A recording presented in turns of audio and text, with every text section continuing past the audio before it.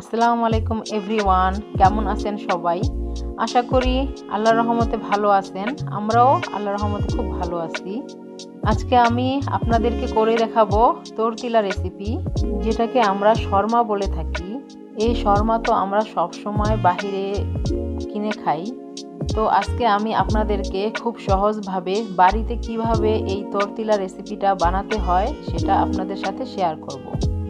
আশা করি আপনাদের রেসিপিটা খুব ভালো লাগবে। চলেন রেসিপিতে চলে যাই। প্রথমেই আমি এই তরতিলা রুটিটাকে তাওয়াতে একটু ছেঁকে নিব। তারপর যে যেই ধরনের সস পছন্দ করে সেটা এটার উপরে মিক্স করে নিব।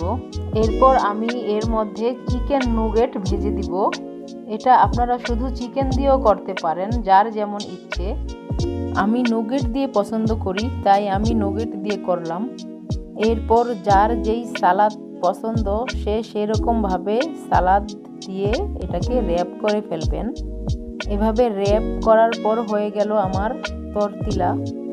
যদি আপনাদের রেসিপিটা ভালো লেগে থাকে অবশ্যই আমার চ্যানেলটা সাবস্ক্রাইব করবেন এবং আমার পাশে থাকবেন। আসসালামু আলাইকুম।